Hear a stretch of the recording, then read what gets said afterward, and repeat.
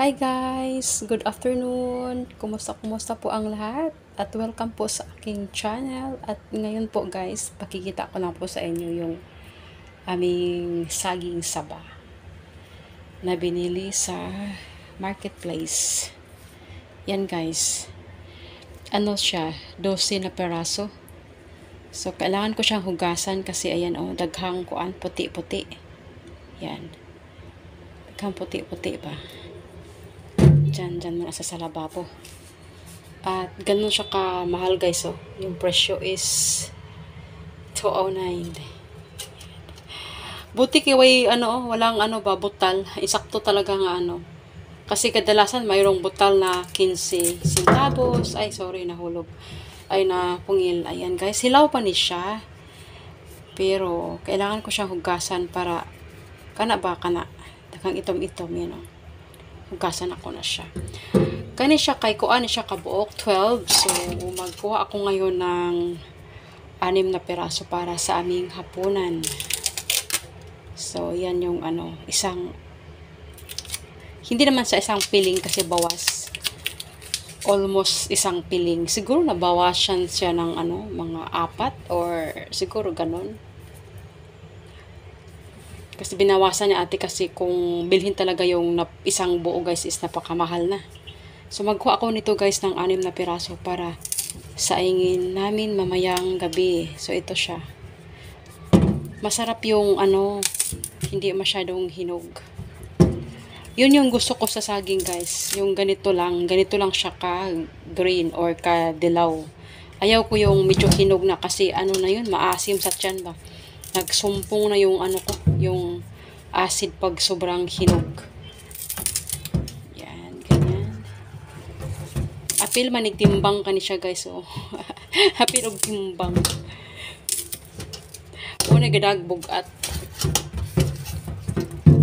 pasensya na, magulo yung kamay natin. Yan. Hugasan natin na siya. Yan.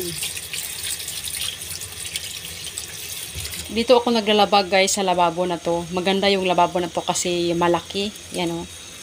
Malaki, malalim. May naman ako. Kasyang-kasya yung planggana ko dito. Magkuha lang ako dito ng 6 na piraso. Tapos yung iba, iiwan ko lang dito sa labas.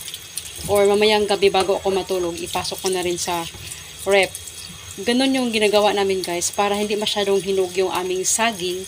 Hindi namin iiwanan sa labas, ilagay namin sa loob ng rep para mapigil yung kanyang paghinog ng sobra. Kasi pagpabayaan mo sa labas sobrang init, mahinog siya lalo at ayaw namin yung sobrang hinog kasi nga maasim. Maasim sa tiyan, hindi maganda yung sobrang hinog.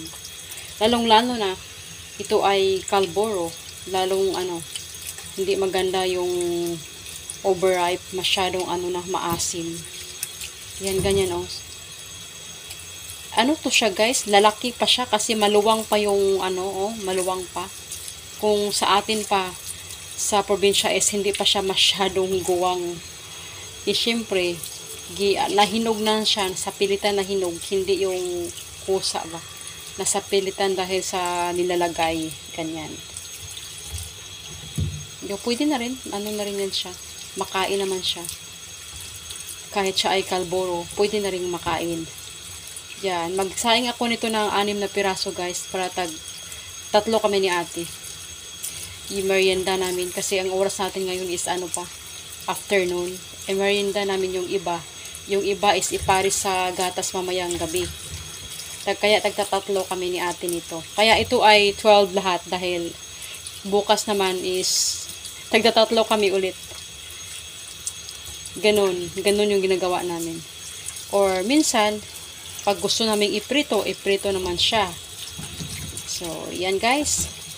Ganon lang yung ginagawa namin sa saging guys or ginagawa ko. Ilagay ko siya sa loob ng rep para mapigilan yung pag hinog sobra. ko ganito lang yung gusto ko kasi hindi siya maasim sa tiyan. So yun lang guys, piniplex ko lang yung yung saging na binibili namin, kung gaano kamahal at saka kung gaano siya kaganda. Maganda ba yan? Okay lang naman. Ayan guys. Thank you for watching. Please like and subscribe to my channel. Bye-bye.